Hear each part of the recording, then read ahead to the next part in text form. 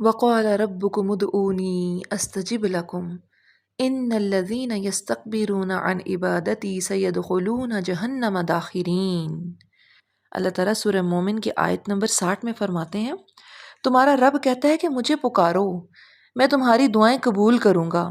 جو لوگ تکبر میں آ کر میری عبادت سے منہ موڑتے ہیں وہ ضرور ذلیل اور خوار ہو کر جہنم میں داخل ہوں گے۔ اب اس آیت کے اندر توحید فی دعا سکھایا جا رہا ہے۔ سب سے پہلے تو دو باتیں خاص طور پر اس آیت کے اندر قابل توجہ ہیں۔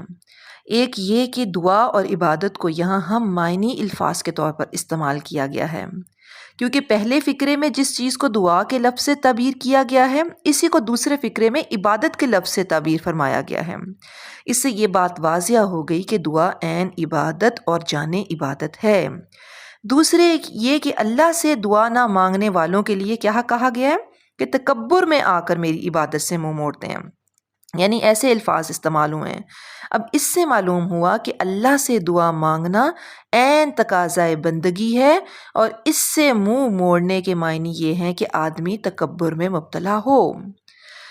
دیکھیں نبی صلی اللہ علیہ وآلہ وسلم نے فرمایا ہے کہ افضل عبادت دعا ہے، پھر فرمایا ہے دعا عبادت کا مغز ہے، پھر فرمایا اللہ اس شخص سے ناراض ہوتا ہے جو دعا نہیں کرتا، اور پھر فرمایا کہ دعا تقدیر کو بدل سکتی ہے، پھر فرمایا کہ دعا ہر حال میں فائدہ دیتی ہے، کچھ فوراً مل جاتا ہے، کچھ دیر سے ملتا ہے، اور کچھ کا اجر آخرت میں ہوتا ہے۔ اور ایک حدیث کا مفہوم ہے کہ جب انسان آخرت میں اپنی اتنی نیکیاں دیکھے گا تو اللہ تعالیٰ کو کہے گا کہ اللہ تعالیٰ یہ کہاں سے نیکیاں آئیں، یہ تو میں نے نیکیاں نہیں کیں۔ تو اللہ رب العالمین فرمائے گا یہ تیری وہ دعائیں ہیں جو دنیا میں قبول نہ ہوئی تھیں۔ تو پھر اس دن انسان کیا کہے گا؟ اس دن انسان کہے گا کہ کاش میری کوئی دعا قبول ہی نہ ہوئی ہوتی۔ تو یاد رکھیں، جب ہم لوگوں سے مانگتے ہیں تو ہم لوگوں کو بہت برے لگتے ہیں، لیکن جو جتنا زیادہ اللہ سے مانگتا ہے وہ اتنا ہی اللہ کو پیارا لگتا ہے۔